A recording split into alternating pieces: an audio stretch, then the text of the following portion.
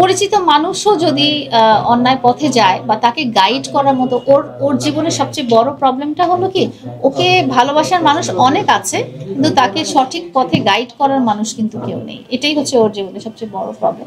আমি আসলে এত সময় পাই না। হ্যাঁ, আমি একটা ইন্টারভিউতে বলেছিলাম যে সোশ্যাল মিডিয়া লাইফটা আপনারা যেটা আমাকে ফেসবুকে বা টিকটকে বা এইসব জায়গায় দেখেন, এটা আমার লাইফের মাত্র 1 থেকে 1.5%। আমার এছাড়া আরো ব্যক্তিগত অনেক বড় একটা লাইফ আছে। আমি এতটা সময় ম্যানেজ করতে পারি না যে আমি একটা নাটক বা একটা সিনেমা, আর এরকম অফার আমাকে কেউ এখনো দিচ্ছেও না, দিবেও না সম্ভবত, কারণ নাটক বা সিনেমার নায়ক নায়িকাদের একটা ক্রাইটেরিয়া হতে হয়, সেটা থেকে আমি অনেক পিছায় আছি। তো মেয়েদের জন্য হয়তো হতে পারে, মেয়েদি যেহেতু এখনো ও মাত্র স্টার্ট করেছে, তো ওর লাইফে হয়তো এরকম কিছু আসতে পারে, মেহেদি হয়তো করবে সেটা। আপনি কি আপনি কতটা সাপোর্ট দিতে চান? হ্যাঁ, সেটাই ব্যক্তিগতভাবে আমার মেহেদিকে সাপোর্ট দেওয়ার ব্যাপারটা হচ্ছে কি যে ওকে হয়তো কিছু সংখ্যক মানুষ চিনত, বাট এখন মেহেদি আমার সাথে ভিডিও করার কারণে ও হয়তো অনেক বেশি সংখ্যক মানুষের কাছে পরিচিত হয়েছে, যারা ওর প্রতিভা সম্পর্কে আগে হয়তো জানতো না, বা যারা ওর এক্স ফ্যাক্টর আউটলুক এইসব সম্পর্কে আগে জানতো না, তারা ওকে দেখেছে, হয়তো ভালো লেগেছে, কোনো কিছুর অ্যাড করাতে চাবে বা কোনো নাটক করাতে চাবে বা কোনো সিনেমা করাতে চাবে।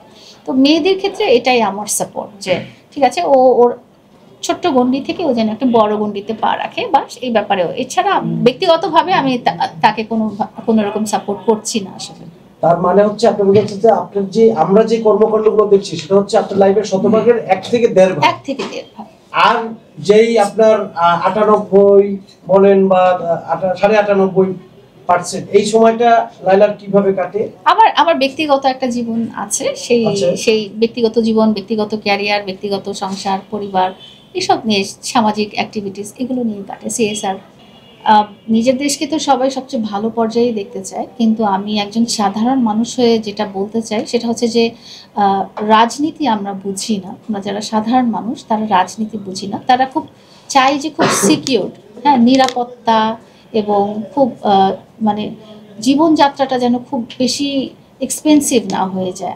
আমরা যেন প্রতিদিন একটু খুব আয়ের মধ্যে আমরা বাজার করতে পারি, বা আমরা বাসা থেকে বের হলে যেন নিরাপত্তাহীনতায় না ভুগি, এবং আশেপাশে যেন একটা সুন্দর পরিবেশ থাকে। রাষ্ট্রের কাছে বা সরকারের কাছে আমাদের এটাই চাওয়া থাকে আসলে। আপনি কি এখনো প্রিন্স মামুনের জন্য কিছু অনুভব করেন?